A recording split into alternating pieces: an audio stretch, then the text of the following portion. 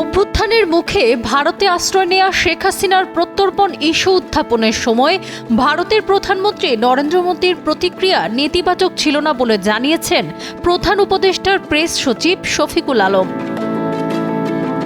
ব্যাংককে ইউনুস মোদির বৈঠকের বিষয় নিয়ে শনিবার দেওয়া এক ফেসবুক পোস্টে এমনটাই জানিয়েছেন প্রধান উপদেষ্টার প্রেস সচিব শফিকুল আলম।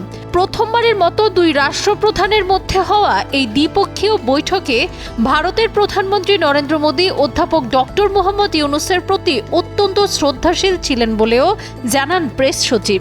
সেই সঙ্গে জানান শেখ হাসিনার প্রত্যর্পণ ইস্যু উত্থাপনের সময়ও নেতিবাচক ছিলেন না মোদী। হাসিনাকে ঢাকায় প্রত্যর্পণ করা হবে বলে বিশ্বাস প্রেস সচিবের। সেই সঙ্গে তিনি বিশ্বাস করেন হাসিনার বিচার দেখতে পাবেন তিনি। প্রেস সচিবের ফেসবুক পোস্টটিতে লেখা ছিল, দ্বিপক্ষীয় বৈঠকে ভারতের প্রধানমন্ত্রী নরেন্দ্র মোদী অধ্যাপক ডক্টর মোহাম্মদ ইউনুসের প্রতি অত্যন্ত শ্রদ্ধাশীল ছিলেন। তিনি তার কাজের প্রশংসা করেন।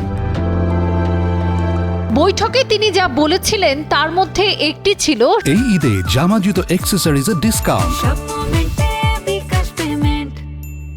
শেখ হাসিনার সঙ্গে ভারতের সুসম্পর্ক থাকাকালীন আমরা আপনার প্রতি তার অসম্মানজনক আচরণ দেখেছি, কিন্তু আমরা আপনাকে সম্মান জানিয়েছি।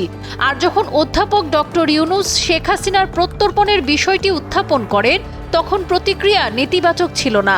আমরা নিশ্চিত যে হাসিনাকে একদিন ঢাকায় প্রত্যর্পণ করা হবে এবং আমরা শতাব্দীর বিচার দেখব।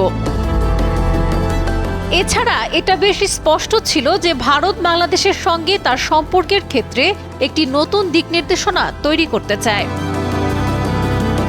বৈঠকে ভারতের প্রধানমন্ত্রী অধ্যাপক ইউনুসকে বেশ কয়েকবার বলেছিলেন যে ভারতের সম্পর্ক বাংলাদেশের জনগণের সঙ্গে কোনো একক দল বা ব্যক্তির সঙ্গে নয়।